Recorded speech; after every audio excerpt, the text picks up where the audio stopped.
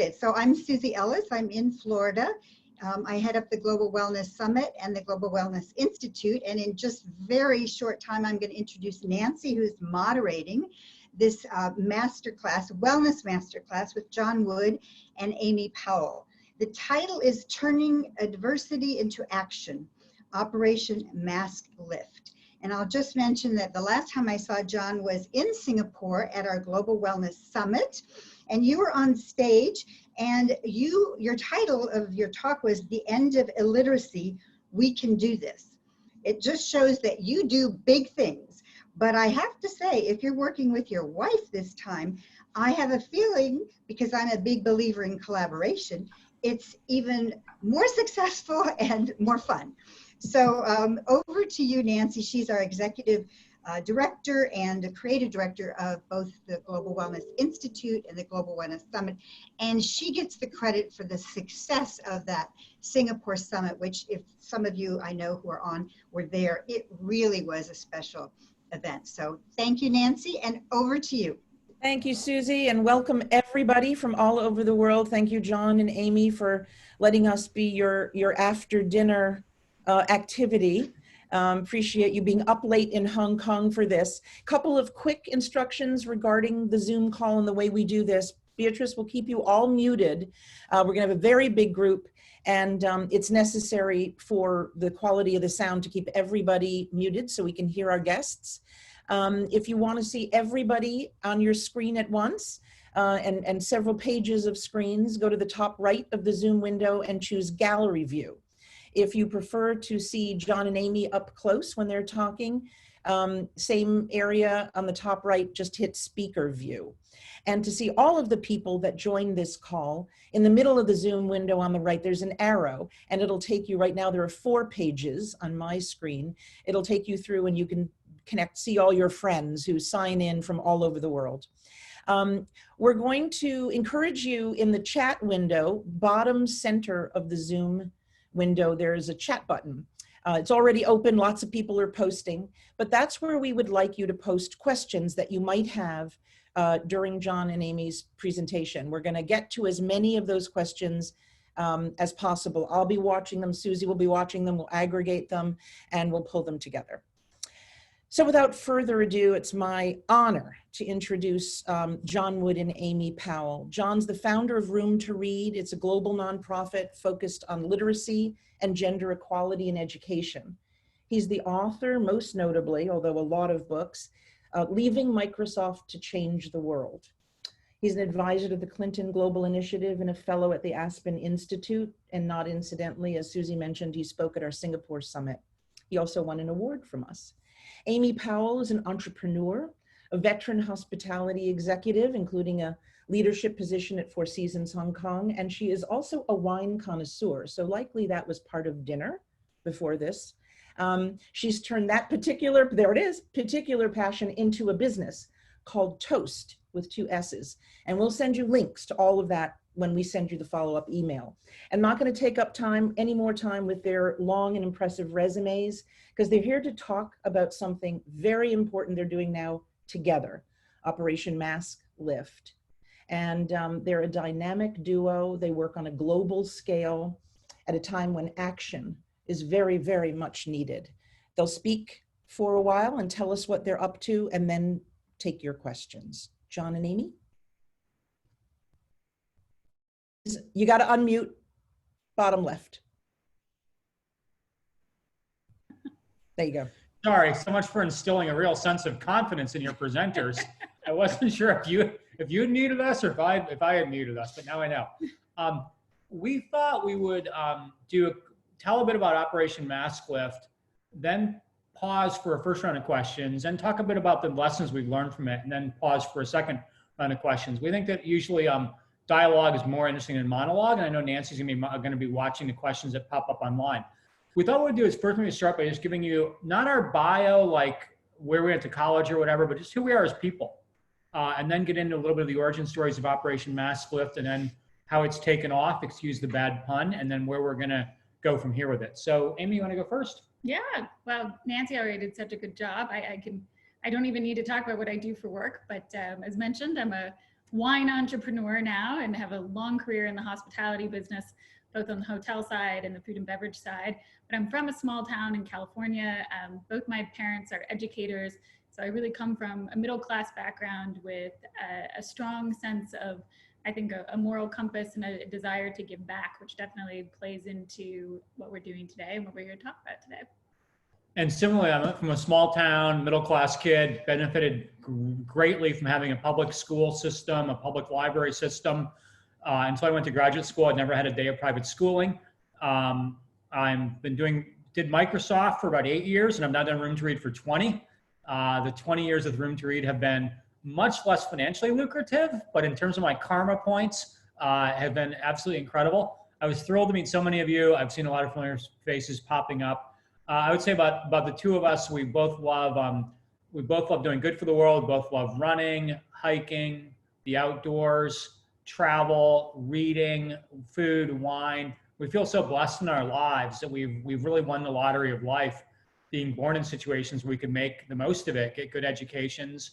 And so a lot of our focus really as a couple is how do we give back? How do we make sure our lives have meaning? How do we make sure we're not just, some selfish, upper 10% decile income people living in Hong Kong and focusing on ourselves? We like to focus on others. I think philanthropy brought us together as a couple. Mm-hmm. Yeah, actually we met through Room to Read. So I was volunteering for the Los Angeles volunteer chapter when I was living there. John came down for our very first fundraising event, and let's just say we hit it off over some tequila, and the rest was history. It was really embarrassing as Amy kept hitting on me at the event, and she wanted a man in her life who was like a lot older than her, and so I rolled with it.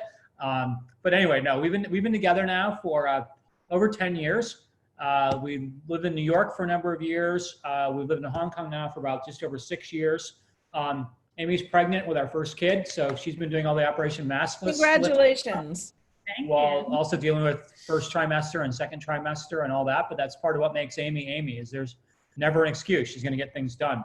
But let's talk about kind of a little bit about the origin story of Operation Mask Lift. And kind of it started literally like 6 weeks ago. So it feels like it should be an infant, but it's become kind of an ungainly teenager very, very quickly. Do you want to start talking about a little bit about the origin story? Sure. So I mean, as every great idea comes, it had a very simple origin, which is I have a very good friend of mine from university days whose husband is a pediatrician in Oregon, in Bend. And she, like many of us, were sending around emails to check in with people, see how they're doing, and mentioned that her husband, a doctor, not in an ER, but still somebody involved with frontline care. Pediatricians, who's amongst those little mobile germ units called children. Yes. He'd been allocated one mask that was supposed to last him for over 2 weeks. And this was just a throw off to tell us kind of how the challenges, what they were dealing with as a family, the contingency plans they were putting in place for if he should get sick and how they would have to isolate. And I read this email and I came in to find John in the other room and I said, can you believe this? I mean, like, I'm just shocked. And this was, now I think we're used to hearing these stories a lot more, but at the time it was still a pretty new idea that in a place like America, that you would not have access to just what we would consider to be essential life-saving protective equipment for our healthcare workers who are working on the front line. And as we've already established, John's a very get shit done sort of person. So it didn't take very long for him to say, well, this is ridiculous. Like, we need to do something about this. And at the time, as mentioned, it also kind of relates to my wine business because I had been in touch with a number of suppliers in relation to my wine business.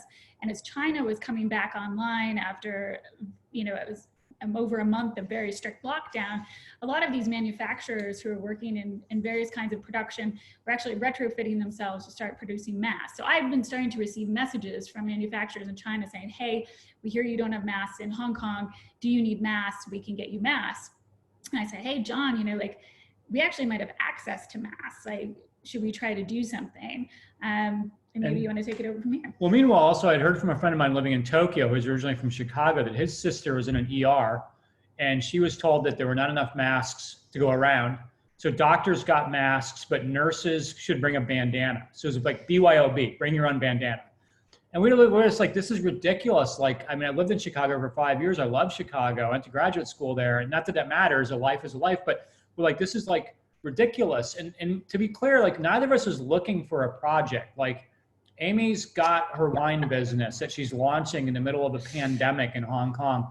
I've got Room to Read. I'm involved with 2 different private equity firms. I'm involved with 2 different startups in the food space, including Green Monday, which is doing amazing things with plant-based protein, and a group called A Billion Veg, which is like basically like Strava for vegans. So I've got 5 things on my plate. Amy's got 2 things on her plate, plus she's pregnant. So to be clear, it wasn't like we woke up in the morning like, oh, what are we going to do today? Like we had kind of a lot going on. Let's just say like this whole quarantine boredom thing was not an issue for us. And the whole being at home together, like leading to divorce, was not the case at all, because we were like, we got a mission, we got to figure this out. But to be clear, it started out like really, really small. Like we didn't have a brand name. We call it like the COVID-19 mask project, which in the history of branding is possibly the worst possible brand ever. So we eventually had to come up with a better brand. So we moved to Operation Mask Lift. I had, as a high school student in Pennsylvania, I studied a lot of German, and I learned German history, and I always loved the Berlin Airlift, because the Berlin Airlift was not really complicated. It's like the Soviets are blocking West Berlin, people are malnourished, people are in danger of starving. What do? You get airplanes, you get food, and you put them in the air, and you land an airplane every 4 minutes. So it's kind of like, okay, Operation Mask Lift, and we got this really silly logo, which we found online, of like this jet airline with like a mask on its face, and we called it Birdie. Like Birdie was like our unlicensed, unofficial mascot we stole off Google Images. And we're like, and I get like really excited about things. So the minute Amy had located a mask supplier, I like announced to the entire world that if you need a mask, we're in the business, not in the business because it's nonprofit, but I went to the entire Room to Read network of global boards, our Swiss board, our UK board, our Dubai board, our Japan board, our Australia. I went to like 80 of these incredibly empowered people, plus Twitter, plus LinkedIn, plus Instagram. And I was like, we're going to help you with masks. And meanwhile, I think every great entrepreneurial journey starts when somebody says this can't be a hard problem to solve. But when you say that, you have to say that, because if you don't have optimism, you'll not actually launch the damn thing. But however, like you're so naive, like all the problems you're going to face, all the headwinds you're going to face. But what immediately became clear is as soon as I put out that call to action, it was incredible. Like just the mails I got from people, like my sister is in a nursing home where 30% of the people already are testing positive for COVID-19, and they don't have masks. And we're like, okay, that's stupid. That's ridiculous. We have to fix it. Add them to the online spreadsheet. And so we were overwhelmed with just, I think within like 48 hours, we had requests for like 10,000 masks, which we just thought, okay, we'll do 10,000 and we'll be done. And then it turned out that 10,000 would not be enough and 20,000 would not be enough. And so we kind of put our like organizational building skills to use, and to say, okay, let's just assume the problem is large, because the feedback we're getting tells us this is a huge problem. Let's assume we'll find funding. We didn't have funding, but we're not shy about asking rich people for money. We're not shy about asking middle-class people for money. We want to ask poor people for money. We shouldn't do that. And let's just like figure out how would we scale this? And so we basically try to figure out, number one, we need to figure out who's out there in institutions that need masks, whether it be EMT, ambulance, nursing homes, hospices, fire departments, hospitals, you name it. We got to figure that out. That's step one. Number two, we got to figure out a trusted source of supply. Because I've done business in China I ran business development for Microsoft China. And I know that China has there's a lot of great Chinese people. I don't like demonizing like so-called political leaders like Trump do, but there's just counterfeit stuff out there. So we got to find a trusted supplier, so we're not shipping bad stuff in. And that's actually not a hard thing to figure it out, because even if like there is a lot of counterfeit goods, don't let that paralyze you. Find one good trusted supplier with a great supply chain that's FDA approved and EU approved, and that's all you need. You don't need every supplier to be perfect, and you don't every supplier to be an angel. You just need to have one or two you trust. Third, find funders. Fourth, find volunteers to help you get the mask the final mile, because just shipping the mask to an institution as unknown people and a package coming from Yiwu, China, they're not going to accept the mask. You have to have somebody that they trust tell them, here's the mask, here's the FDA certification, here's the EU certification. And then finally, we needed a logistics partner. And thankfully, a private equity firm in Chicago that I'm involved in was investing in a logistics firm, QCC, in Schiller Park, Illinois, which is literally right next to O'Hare. And John Gorham, who runs the company, said, I will be your pro bono logistics partner. So we pretty quickly brought together this incredible network of people we already knew. Some we didn't know, some we met over social media, but the majority were people that we already had relationships with. A lot of them were like real GSD, get stuff done, Rotary volunteers. And so we kind of were like, we're open for business within 72 hours. We suddenly had like this incredible network of people signing on. And we thought, okay, great, here we go. And then we hit the most significant headwinds I think others have faced in business. The next 2 weeks, the first 2 weeks, just totally sucked. The headwinds. Amy will be the weather woman giving the headwinds report. To put this in perspective, I am normally a morning person and John's normally a night person, but this was like probably the most extreme it's ever been in our lives. E.g., he is up till 3 or 4 in the morning every single night because he's dealing with the US, trying to coordinate with the logistics companies, talk to people who are looking for the masks. I wake up in the morning and it's the handoff. You know, I've been on logistics, putting in orders with China, replying to people who've, you know, emailed overnight. So in some senses, and then of course, you know, I have insomnia from pregnancy on top of all of that. So maybe we were sharing a bed for like 2 hours every night. But they were 2 really good hours. Solid hours. Yeah, because I'm like, I'm totally passed out. Yeah, I mean, it just, everything you could think of that could go wrong on every one of those steps of the supply chain pretty much went wrong. But at some point or another, and we're talking from figuring out the shipping. Go through them one by one, because they were not promoting them, but yeah, not promoting them, but you do have to go through the process of finding the right supplier, and you got to kiss a lot of pigs before you find the one that really works. So we cycled through a few people, had some which were complete failures, but now of course we've settled on someone who's quite good and reliable and we're very happy with. We had problems getting the product out of China in the first place, you know, because everyone is shipping from China at the same time and there was so much competition. Our first few shipments were stuck with FedEx and they hadn't even left Shanghai a week later. I mean, you're just checking every day on the tracker. And then finally, and people are dying in the meantime. People are contracting this virus. The urgency feels really deep for us, but you know, how do you communicate that? Luckily, we were able to get through to a donor, actually, a previous like donor and volunteer with FedEx is now the head of APAC for FedEx. She was able to connect us directly with the team managing FedEx on the ground, and they were then able to move all of our shipments up to the top of the queue for leaving China. So all these things, you know, they're kind of happening. It's not linear. They're all happening at the same time. You get it into the US and then you have customs issues. And the customs issue was actually a really big deal in the early days. I mean, without getting too technical on the masks, I'm sure we've all heard things about N95s, KN95s, 3-plies, but there was a period of time during these first couple of weeks where the CDC had actually approved the KN95 as an alternative to the US staple, which was an N95 mask, but the FDA had not approved it. So customs was didn't want to take it, and we were running into issues with that. Certain hospitals wouldn't take it for the same reason. So we had to, and then through public pressure, we weren't the only ones. We did engage PR a little bit. CNN did a story on it, but there was a change.org petition going around. So all kind of happened at the same time that finally the FDA put it on the approved list.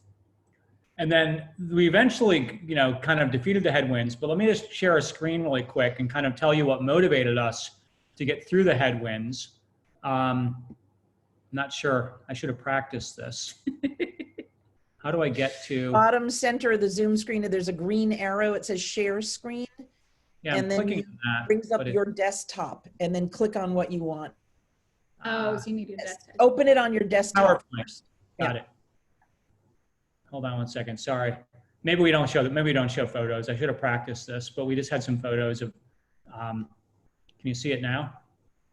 We do not. We still see you. How about now? Nope. You got to click on the thing that's open. Once you share screen, then you click on the image you want shared, double click and it should come up. Go back to. Sorry, let's come back. Let's come back to that. Come back to that. Okay, not working. So we'll we can still see us. So what I was going to show is just photos we got from frontline workers accepting the mask, people wearing these KN95 masks, like with big thumbs up. Jacobi Medical Center, which serves mostly 98% of the people there, do not have health insurance. Kids holding up signs saying, "My mom is a nurse in Philadelphia. Thank you for helping her." So we kind of were reminded, and we got these notes from the people on the front line saying they literally burst out in tears when their masks arrived. And so the feedback was such that we just knew we had to keep going. So the last 4 weeks, thankfully, have been ones with a decent amount of headwinds, but thankfully a lot of tailwinds. What happened is that we hit this sweet spot of a lot of people saying, my cousin, my sister, my wife, my husband, whatever, is at a certain place. Many times people were able to fund it.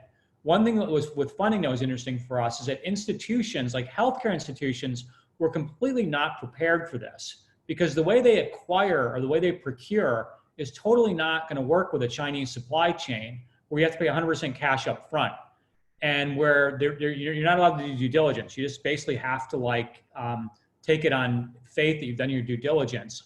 And so we actually started a program that was called Adopt a Hospital or Adopt a Provider, where anybody who had money, we could say to them, if you give us $220, we'll ship 100 KN95 masks to a healthcare provider, and you can name them. If it's in your community, we'll help them. $500 to 250 masks, $1,000 to 500 masks. We became overwhelmed with people who wanted to donate, but we also realized that a lot of the initial donations we were making were actually going to very wealthy postal codes. They were going to Southampton, they were going to Toronto, they were going to nice, Vancouver. And there's nothing wrong with that. A life saved is obviously a life saved. But we wanted to make sure we didn't overlook, let's say, Native American reservations. One of Amy's friends from Cornell did some analysis to volunteer for us to say, where's COVID-19 going next? And one of my friends who is Bangladeshi American, grew up in Detroit, she said, you've got to help Detroit. This is a month ago, she said this. You got to get out in front. This is going to hit Detroit hard. And we all know that in Detroit, I don't know the exact numbers, but it's like 38% African American in Detroit, but 70% of the COVID-19 cases. Louisiana was going to get hit hard. So we basically had volunteers helping us figure out how to get ahead of this. And then Amy came up with an idea. We borrowed from the New York Times called the Neediest Cases Fund. Every year around Christmas, Hanukkah, New Year's, the New York Times does this Neediest Cases drive. We borrowed unapologetically with attribution the name Neediest Cases and told our donors, even if you don't have a hospital in your area, you want to help those most in need, just give the Neediest Cases Fund. And we had $50,000 or $60,000 come in the first week, which was, 25, 30,000 more masks we could send out. So we want to stop here and take questions, Nancy, that you'll moderate, either yours or other people's. We'll come back at maybe in 10 or 15 minutes and give you a summation of our lessons learned. But very quickly, in terms of the numbers, because we're very data driven, where we are today, and we're 6 weeks old, we've now put 325,000 masks into the hands of those on the front lines. We have at least 25,000 more going out this week. We have given masks. We only know of some of the recipients, but it's at least 115 recipients, literally from the blue chips. I mean, like Harvard University, Brigham and Women's Hospital, UCSF have accepted our masks.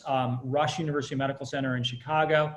We've reached out to rural healthcare providers, hospitals in Louisiana, birthing centers, women's centers in rural Illinois, where literally they were giving birth, and those in attendance did not, neither the woman giving birth nor those attending to her had masks.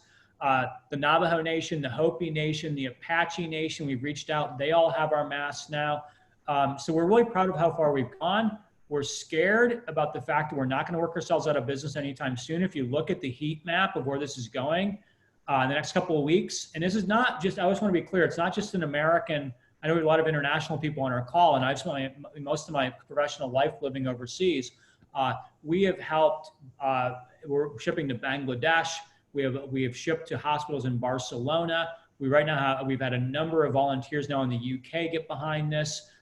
So we view this as being very, very global. About half our volunteers are Canadian. So we've had probably at least 30 to 35,000 masks go to various parts of Canada, stretching from New Brunswick across to British Columbia. So it's come a long ways. There's obviously still a long, long ways to go. But why don't we just pause ourselves there and open it up for dialogue? Yeah, John and Amy, first of all, thank you for, what you're doing is absolutely incredible. There are astounding statistics, one of them being that, you did this, you built this in 72 hours. I think you're right. You're not going to be out of business anytime soon.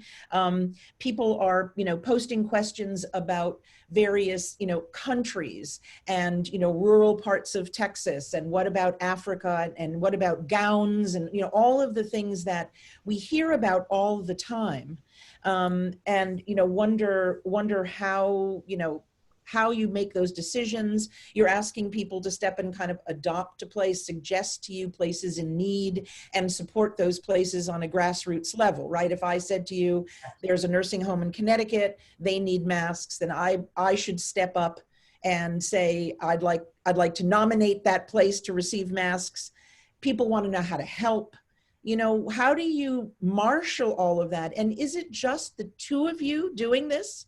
Do you have help doing this? We have a bunch of elves in our third bedroom here in Hong Kong. I'll bet. We borrowed them from Santa. No.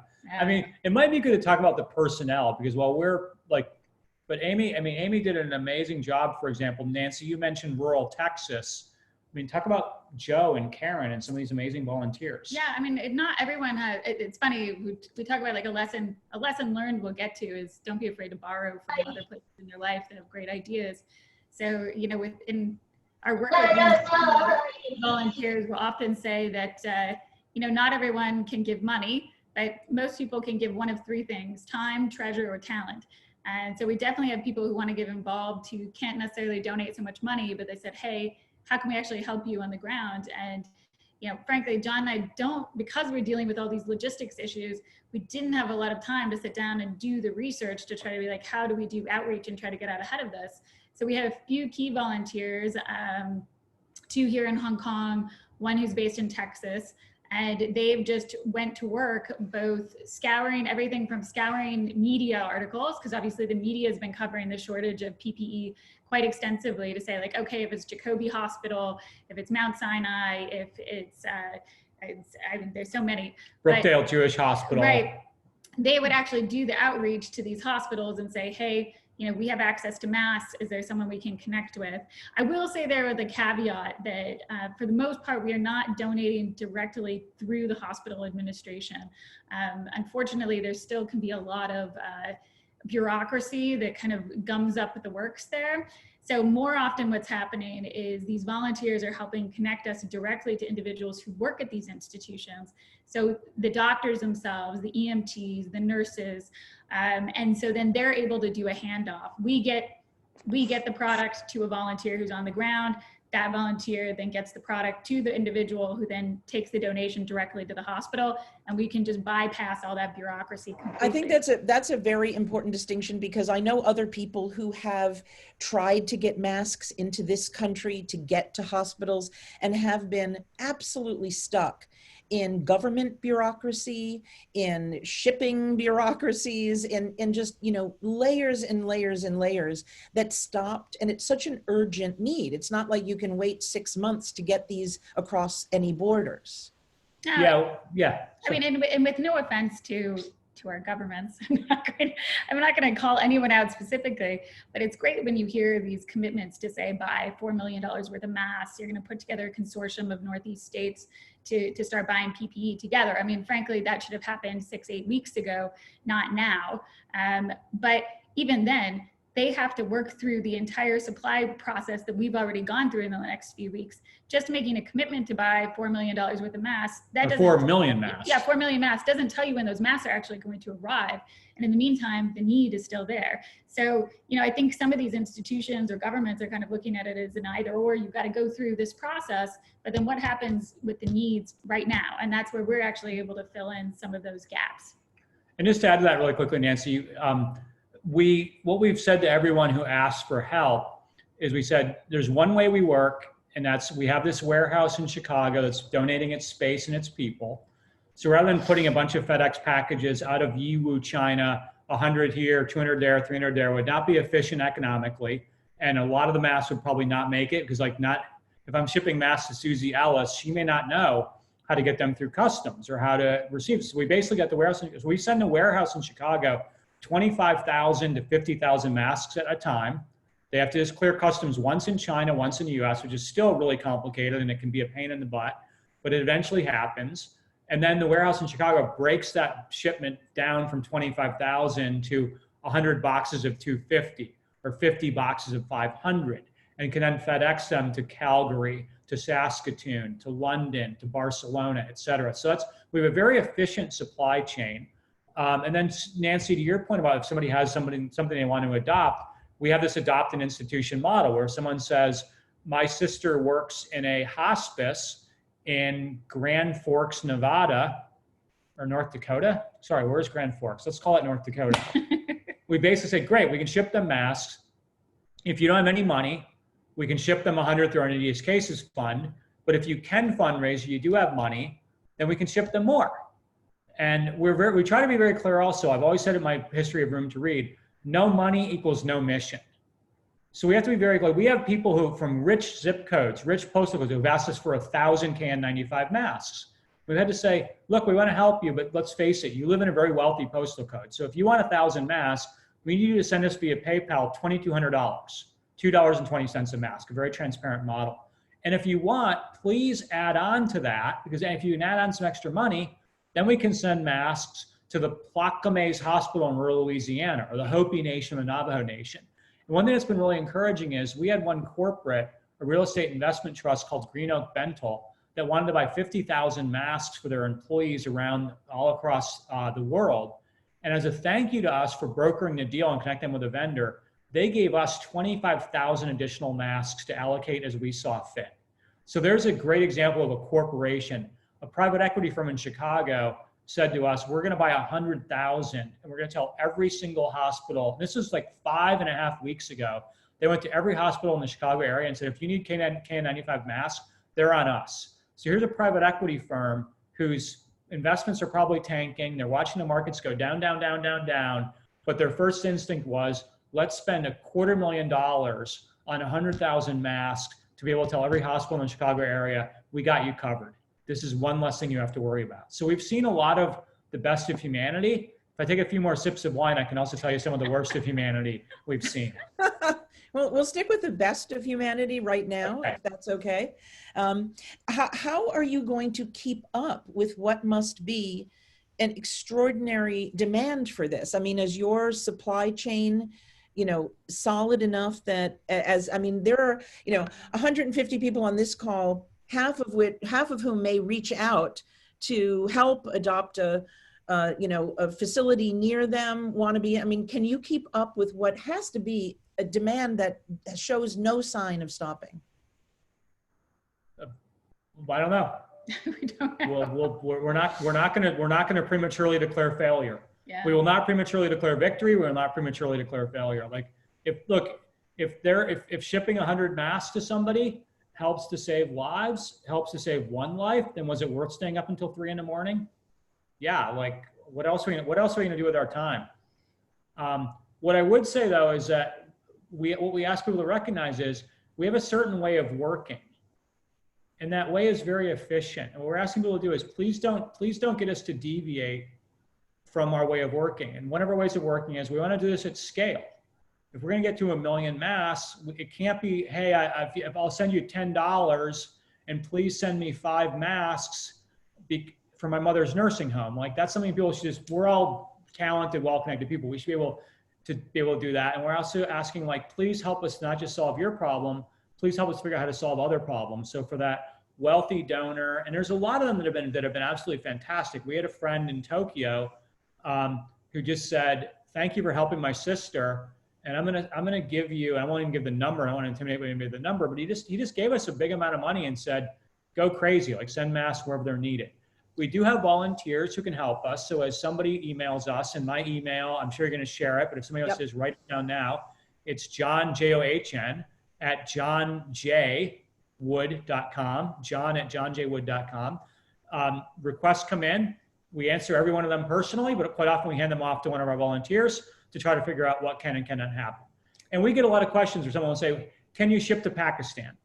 And our first instinct is to say, we don't know. Honestly, like there's not any one formula. You're looking at Chinese customs, you're looking at local customs, you're looking at what FedEx and DHL may or may not be able to do.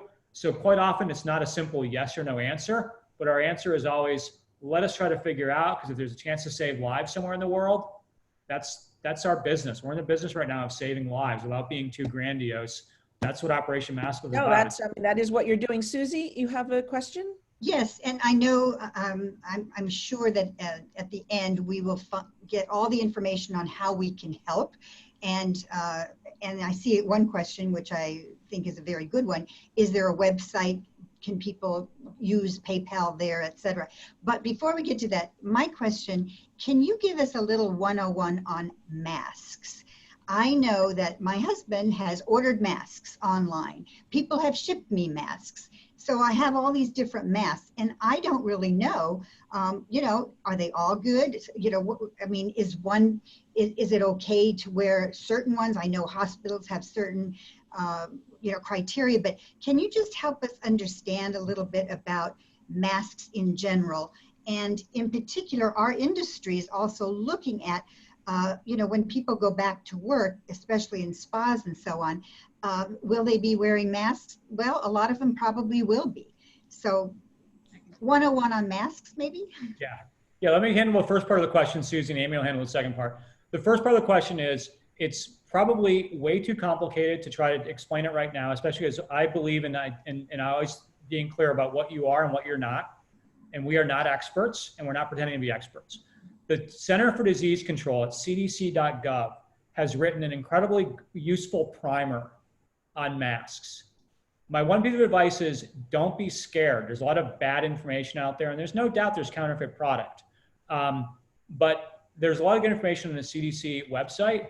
I think what people need to know is basically either N95 or KN95 is what you need if you're a nurse, a doctor, you're in the operating theater. You need that level of protection that a KN95 or an N95 gives.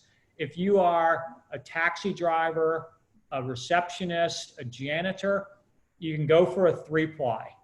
The 3-plies themselves are about 1/4 to 1/3 the cost. So for every KN95, you're going to be able to buy 3 or 4 3-ply surgical. And those are typically, that's the thing your dentist wears when he or she works on you anyway. So those are typical, but go to cdc.gov if you want to do a deep dive on mask quality. In terms of the spas and hospitality, that's definitely up your alley. Yeah, and I think that's something, actually, one of our volunteers, the one who's helping us with research for the South, for the neediest cases, is coming from the hospitality industry too. He and I have just been chatting about exactly this thing. As restaurants, as hotels, as spas start to open up again, it's a very real question of how do you protect your workers? How do you make your staff feel safe? And the customers feel safe as a result. Now, we're living here in Hong Kong where masks have been kind of de rigueur for a long time. And it is just the norm. And I think you'll start to see that. We're starting to see that in North America. You're starting to see that in Europe. But people have not taken offense here in this part of the world when you see somebody with a mask. So when we walk into a restaurant in Hong Kong, all the staff is wearing masks. They take your temperature when you walk in. For a while, we were sometimes required to sign a health declaration just to go eat at a restaurant.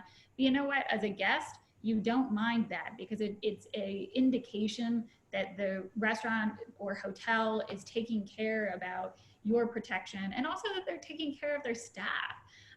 So yeah, I mean, I think, an idea that maybe the hospitality sector wants to borrow from what some of our other partners have been doing, who've been doing donations, which is, we're happy to make connections if we can to suppliers. I think if you're talking about smaller institutions, I would love to see them band together to find a way to purchase in bulk so they can create economies of scale. I mean, if you're an independent operator, it's going to be harder for you to source those masks and to buy them at an economical price. If there's a way for the industry to kind of come together to make those purchases, fantastic, but then also find a way to give back to the places that need help. So it's a very giving industry. Great, like we're happy to help you make a connection for supply, but then find a way to actually pay it forward to the other places that, whether it's a homeless shelter or nursing homes, that actually need help as well and really can't afford it. Can Does that you answer your question? talk for a minute about your personal purpose and satisfaction tied into this, your own sense of well-being as it relates to the kind of social action that you're engaged in and that you have been engaged in for a long time? Yeah, I would say very simply, it's given us an opportunity to turn off CNN, stop following social media relentlessly, to not get frustrated when we see, government officials saying stupid things. We are both just optimistic people, and it's given us a chance to feel, optimism is almost too strong of a word, because when you're trying to deal with a situation like this, it's not like you wake up and you're like optimistic but I guess in some senses you do. When you get that mail from that photo from a nurse of her 4 sons holding up signs saying, "Thanks for keeping our mom safe." That's all you need to keep going. One of those photos a day. I am going to share right now so everybody can see what you're talking about, because you had sent it to me. Does everybody see that? You'd be better at sharing your desktop. Does everybody see that? Yes. Okay. Our mom is a nurse. Thanks for helping us keep her safe. Yes. That's your motivation, yes. Yeah, totally. I think everyone can relate to the feeling of being, especially in kind of the early days of the crisis really becoming huge in Europe and North America, which of course now we're seeing it spread other places in the world too. So wherever it affects you most, that feeling of being paralyzed, like wishing you could do something, and in an environment where actually we're being told the best thing you can do is to physically not be with people, which is like, I think anti our human instinct. Our human instinct is to like, there's a crisis, we want to go there. What can we physically do? You can't physically do anything for the most part. So this gave us personally an opportunity to do something and not feel so impotent, not feel so stuck. And then for all of our volunteers too, I mean, we literally have dozens of people around the world working on this in various ways. And for them, it's incredibly motivating as well. So, we've created a community of people that for the most part didn't know each other before. And this has literally come out of thin air in 6 weeks. Yeah, the timeline is kind of incredible. So how many people are involved globally now, including your volunteers, your supply chain, the private equity, all in private equity takes care of flying everything in? Is that, or underwrites the logistics? Basically, there's a number of people underwriting a number of different areas. So there's no one formula. We basically have a PayPal account, and if people are on PayPal, our PayPal ID is john@johnjwood.com. That is just a blended PayPal account where if someone says, I want to support 1,000 masks for my local hospice, they can pay that way. Or if they say, I trust you guys to get the masks where they need to go. Ultimately, it's probably not more than 75 to 150 people right now involved. We haven't tried to make this a mass movement. I go back to one of my favorite journalists, Thomas Friedman from the New York Times, when we used to talk about superpowers, and he talked about super empowered individuals. We tried to basically just get a lot of super empowered individuals involved to say, if you want to help with this, we're going to ask you to reach deep and think big. And now, that small group of people in 6 weeks, we got, 301 masks in the hands of the right person is a powerful thing. 325,000 masks in the hands of the right people is, something I think we can all be proud of, but you got to celebrate, for about 1 minute and then go back. I'll be up for another couple hours tonight, just keeping up with the latest round of emails to figure out what masks can go in the air from Chicago tonight to those who need them. John and Amy, I'm sorry. No, go ahead. There's one question about minimum orders, and you did talk about, not preferring to send, like 10 masks somewhere. So that's one. And there've been a couple of questions about Africa and shipping to Africa, particularly West Africa. Have you had experience doing that? Any thoughts on that? What was the second part of the question about Africa? Like minimum order first. We kind of look at it like what does a decent sized FedEx box hold? and don't send a FedEx box that's 80% empty. So the minimum we look at is about 500. That typically will fill a good sized FedEx box. Some people don't need 500, but I guarantee you the minute they start telling their friends and family and coworkers that they've got really high quality FDA approved masks on the way, they're immediately overwhelmed. We have so many people who ordered a couple hundred and then they order 500, then they order 1,000. So we encourage people like reach out to your community, reach out to your network and say, if I do this, do you want to come in with me? Because And from the time to order, from the time to receive, what's the time frame usually? It typically is about a week to 10 days. Okay. Which is frustrating. We get so used to this world of like everything seems to be like Amazon. And this is like not even close to that. 'Cause you're talking about like Chinese manufacturers and customs on both sides and all that stuff. So That's pretty good because Amazon now is about 7 to 10 days. Well, maybe one day we'll be richer than Jeff Bezos, who knows? But we try to encourage people to give us like as much forward guidance as possible. So if rather than waiting a week to figure out is it 1,000 or 2,000 and then contacting us and saying it's 2,000, tell us a week in advance you're deliberating between 1,000 and 2,000, and then we can tell you here's the next day we drop our order. Try to make a decision by Wednesday, because if you do that, you can get into our next order. So we're just trying to approach it in a very collaborative way. There's no one way of working, but we do right now have a very, I think, efficient system. But in terms of like, I mean, Africa's a continent of 60 plus nations. So it's impossible to generalize what we can or cannot do in Africa. We have a very trusted supplier in South Africa that's doing a lot, and we're supporting them financially to help them with, we've traveled a lot in South Africa, but I think, Africa, if people have not read David Pilling's piece in the FT this weekend, go to ft.com and search David Pilling, Pilling. He wrote a very interesting column about how some of the African governments are actually doing a better job than the UK and the US governments. I want to jump back in here with is a point I wanted to make earlier about how people are volunteering in different ways. One very cool thing, again, if you're looking to say like, I have some treasure, but maybe not a lot, or I have this project I want to support, but I don't think I can fund it entirely myself. We have some groups that are doing crowdfunding. So we have a great group of Columbia and Berkeley MBAs who've come, they are MBAs, or it's an alumni group, and they've come together and they've crowdfunded. So they've actually sent in donations now, I think on 3 different occasions. About 5,000 masks. Yeah, substantial amount of money. And it's something where they've just really mobilized their network and been able to do more than collectively as a group. And then we have a number of volunteers in the UK who've started Operation Mask Lift UK. They're reaching out to, the NHS makes it a pain to actually give high quality masks to the NHS, which is one reason that they're in a bit of trouble.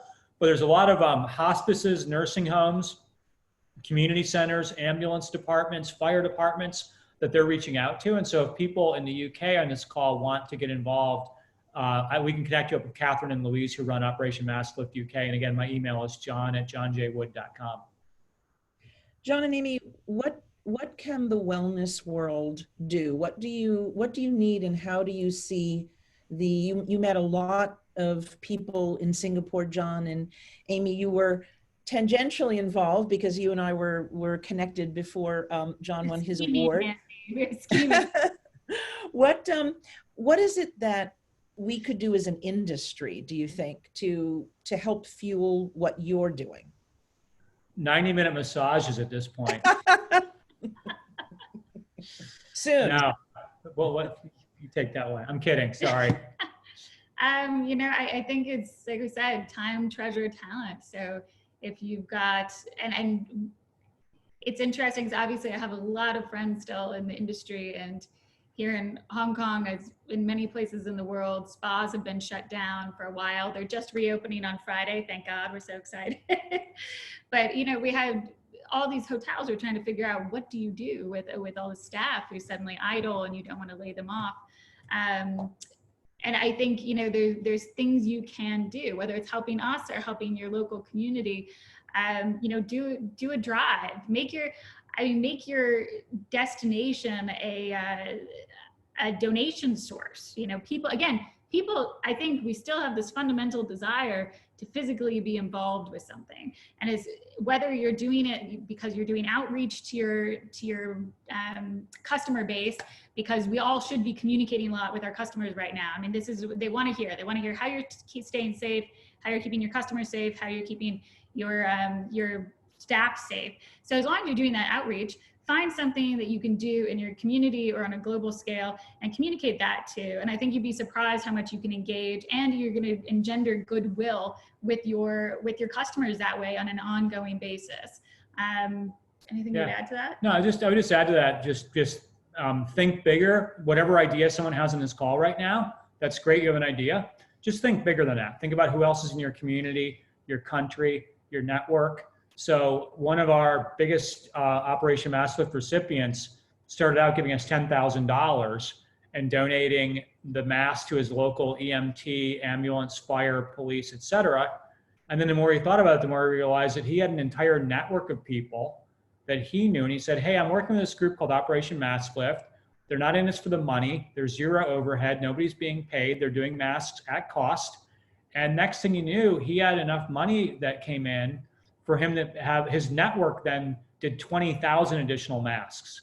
So we all are well-networked people. So I would say, think about what you can do, but then think more importantly about what can those 10 or 20 or 30 people closest to you do, so collectively you can have an even bigger effort. And I'll tell you, it feels good right now to be connecting with people on something that is positive and a solution, as opposed to negative and a panic or a feeling of frustration and hopelessness.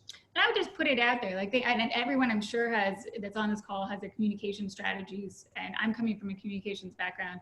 So how you're engaging with your customers right now.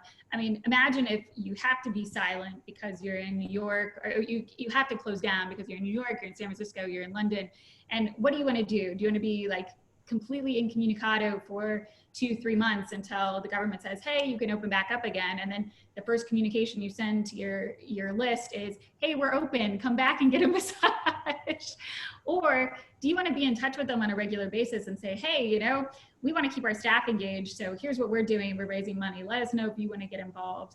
As John said, everyone on this call probably has a great database. Your customers want to hear from you, and how great would it be if they heard from you about an amazing project you were doing that's actually good for the world and paying back. Yeah, no, and to that point, somebody has posted that, why not put your link on everybody's website and get the word out that way to people? And I think, Susie, you've got a question? Well, that's kind of along the line of my question, because I think you have the whole group of people here very, very excited about what you're doing. We are sold, we trust you, we know it's a good thing. But I have to say, I am still not clear, where do I go to do anything? Is there a website? You mentioned your email, but I can't imagine that would be very efficient. So am I missing that? Or maybe I am. No, you're not missing it, Susie. The issue is we have been so busy just in day-to-day, grind it out, get things done mode. We have an Instagram, a volunteer who did what are we on Instagram? It's Operation Mass Lift. Yeah, at Operation Mass Lift on Instagram. But we are not an official charity. We do not have a website. I wish we did. I wish I could tell you to go to operationmasslift.com. Maybe we'll do that over the weekend. But we have a GoFundMe page. So the most efficient way is for people to donate directly through PayPal, and we don't lose the money on the transaction fees with GoFundMe. We can end up giving more masks to people that way. But I appreciate the clarity of the question, yeah. Susie. Maybe what we can do is we'll follow up directly with the team. Actually, I don't know if we're sending out like a follow-up, but basically we're sending up a follow-up. We're sending with all the links and emails and things, so you should give us the info. Yeah. Three things is, if you want to donate 50 euros or $100 or whatever, then GoFundMe, we have a site. If you want to do something bigger than that, let's not give GoFundMe 10%. Do it via PayPal, and we don't have any transaction fees that way. And then third, if you have something specialized, like your business needs masks or your community, and you want to do something that's bigger, that's bespoke, then you can just email me directly. And people may be shy about doing that. Don't be shy. If we spend an hour on this call with this number of greatly well-connected people, and I don't get a single email, then I'm going to assume that we were not really good masterclass people. And we didn't inspire anybody. So I just tell people, don't be shy. We work long hours. We're good at this stuff. We're efficient. We have volunteers. So don't be shy. But we'll tell those are the three things: GoFundMe, PayPal, direct communications.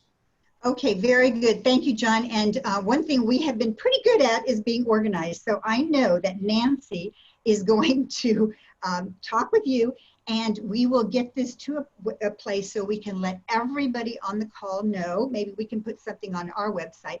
But I still think, I'm just saying, you're saying all these things about GoFundMe and Instagram, whatever. That's talking a lot of language that not everybody speaks. So we are going to figure out a way to make it a little clearer.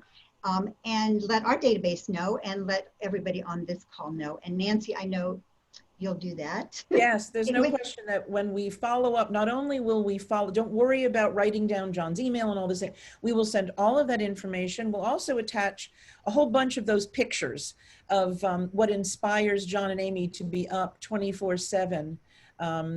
You know, from the children and the frontline workers and everyone. We will make sure that happens. I'm also going to put you on the spot and invite you to come to Tel Aviv in November, both of you, and tell the story and fill us in and let us know by then what is happening at our next summit. So that would be an incredible story that months later might have a really different, I hope you're out of business, frankly, but come tell the story to a big audience, a big global audience like this one. I think there are, what did we say, 61 countries on this call, just so you know.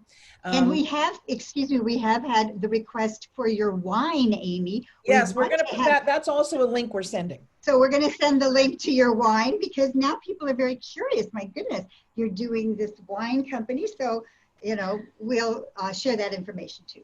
Thank yes. you. Thank you. So, you know, final thoughts from John and Amy. We've just got about a minute. What would you like to say?